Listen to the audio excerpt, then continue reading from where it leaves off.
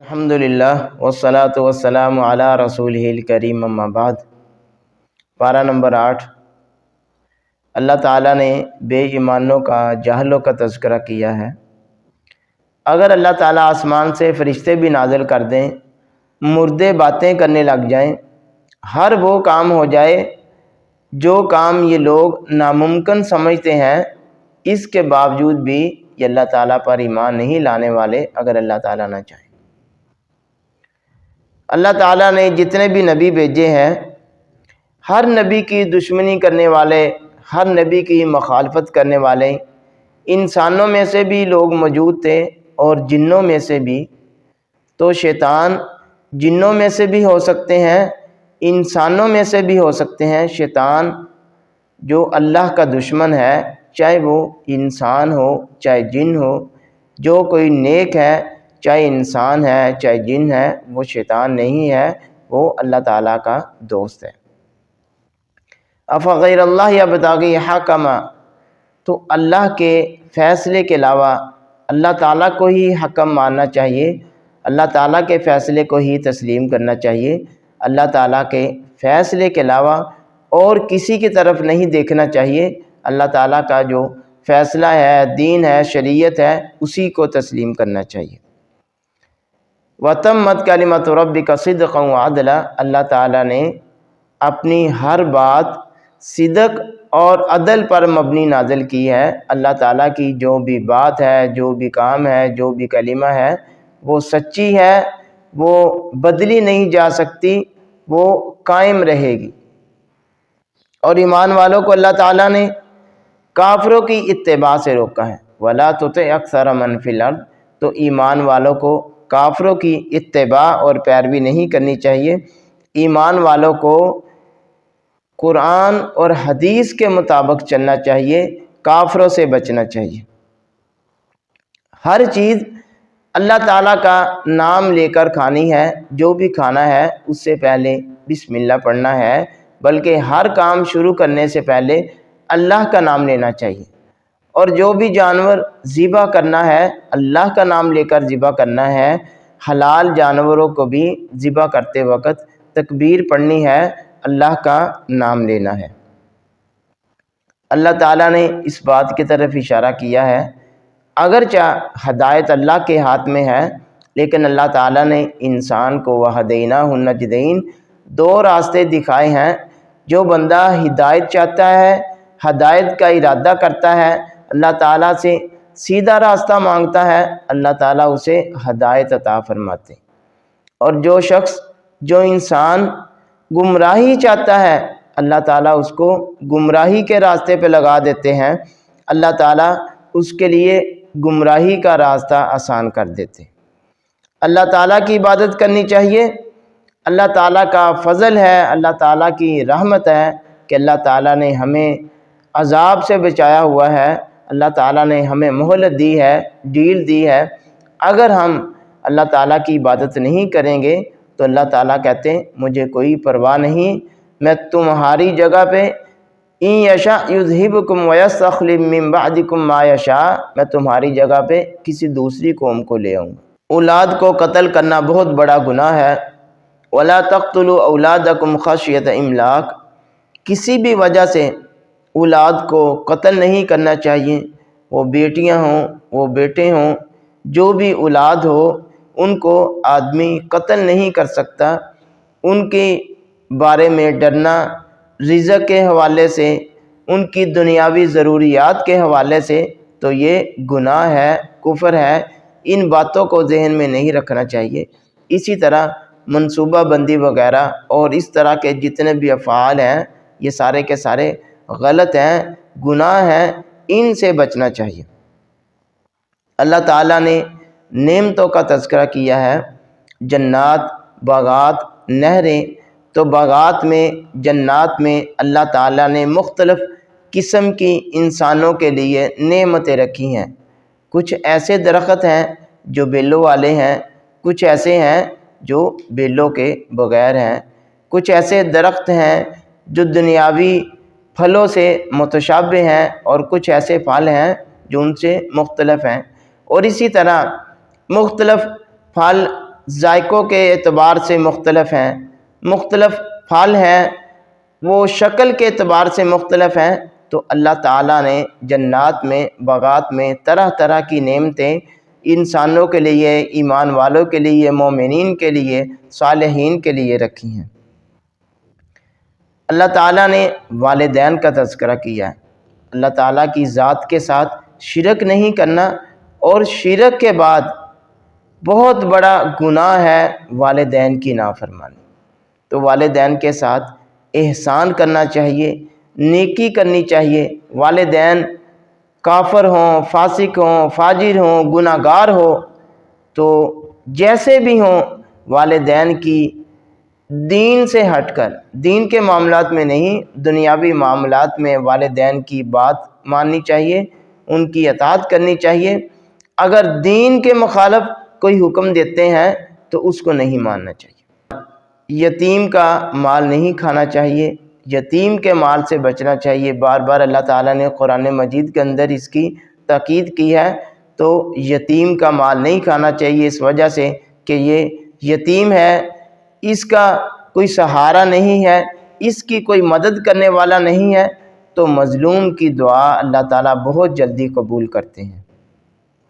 من جاء بالحسنۃ فلہ عشر امثالھا، تو اللہ تعالیٰ ایک نیکی کے بدلے 10 نیکیاں عطا کرتے ہیں۔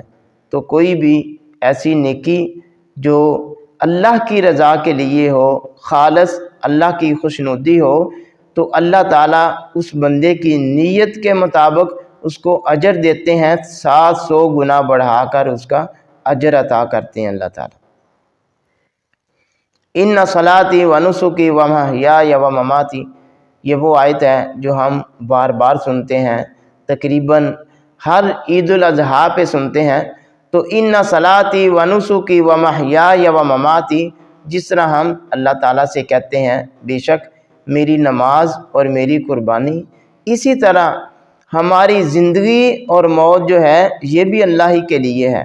تو ہماری زندگی جتنی کی جتنی زندگی ہے یہ قرآن اور حدیث کے مطابق ہونی چاہیے۔ اگر ہم اپنی زندگی کو اسلامی شعائر کے مطابق، اگر ہم اپنی زندگی کو اسلامی شعائر کے مطابق اپنائیں گے، دین اسلام کے مطابق عمل کریں گے، پھر ہماری کامیابی ہے۔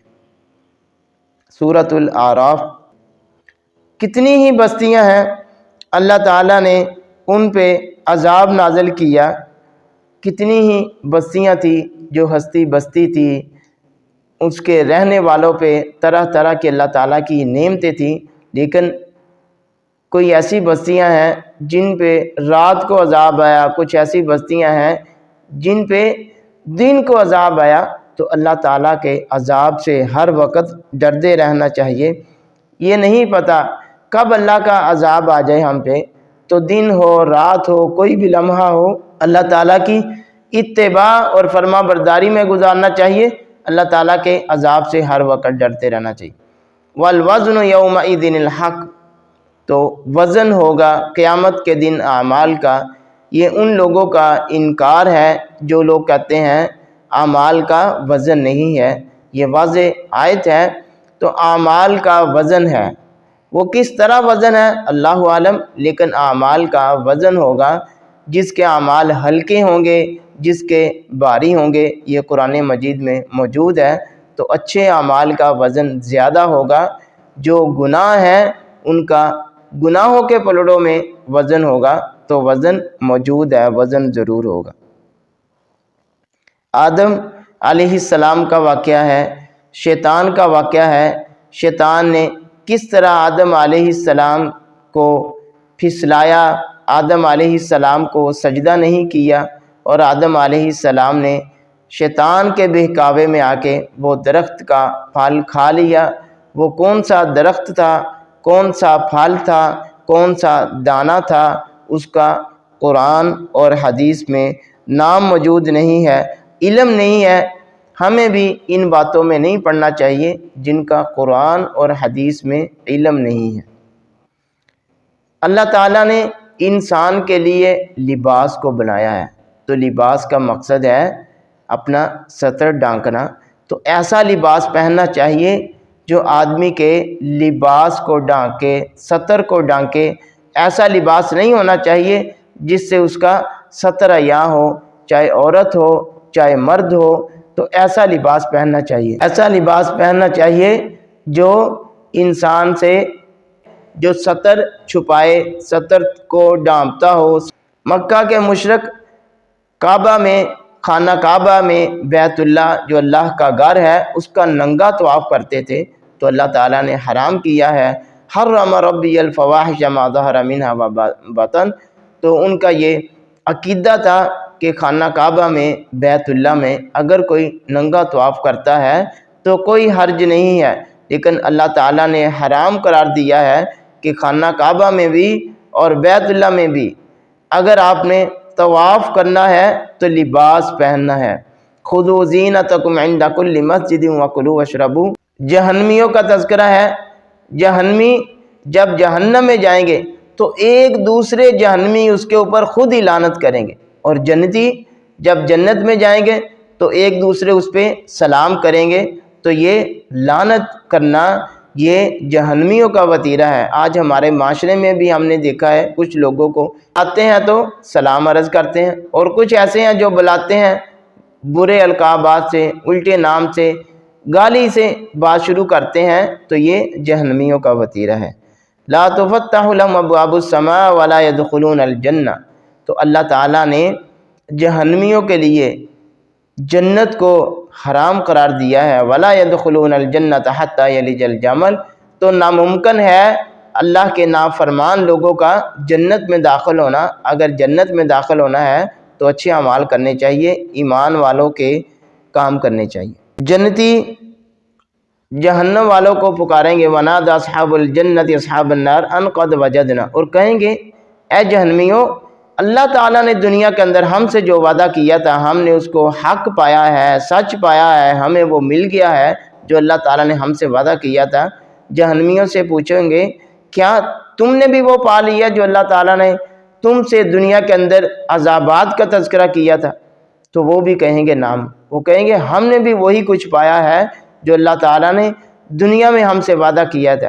تو جنتیوں کے لیے، ایمان والوں کے لیے جنت ہے، اللہ کے نافرمانوں کے لیے جہنم ہے۔ کچھ لوگ ایسے ہیں جو جہنمیوں اور جنتیوں کا نظارہ کریں گے، جب جنت والوں کو دیکھیں گے تو طمع کریں گے، جب جہنم والوں کو دیکھیں گے تو اللہ سے معذرت کریں گے کہ ہم ان کو نہیں دیکھنا چاہتے۔ آگے اللہ تعالیٰ نے قوم عاد کا تذکرہ کیا ہے، قوم سمود کا تذکرہ کیا ہے، قوم لوط کا تذکرہ کیا ہے۔ ان پہ اللہ تعالیٰ کے عذابات کا تذکرہ ہے۔ اتنی سخت جفاکش قومیں تھیں، لیکن جب اللہ تعالیٰ کا عذاب آیا تو اللہ تعالیٰ کے عذاب نے ان کو ملیا میٹ کر دیا۔ قوم لوط کا واقعہ ہے۔ قوم لوط جو ہم جنس پرستی کرتے تھے، آج بھی ہمارے معاشرے میں یہ قانون بنائے جا رہے ہیں، ٹرانسجینڈر اور اسی طرح ہم جنس پرستوں کے احتجاجات ہو رہے ہیں، تو یہ بہت ہی دنیا کے اندر سب سے بڑا گناہ ہے۔ اللہ تعالیٰ نے قرآن مجید کے اندر ارشاد فرمایا اتأتون الرجال شہوۃ من دون النساء، یہ آج سے پہلے کسی نے یہ گناہ نہیں کیا جو تم گناہ کرتے ہو۔ تو ناپ تول میں کمی کرنا یہ بھی اللہ تعالیٰ کے نافرمانوں کا وتیرہ ہے۔ پورا پورا تول دینا چاہیے، پورا پورا ماپنا چاہیے، یہ ایمان والوں کا طریقہ ہے۔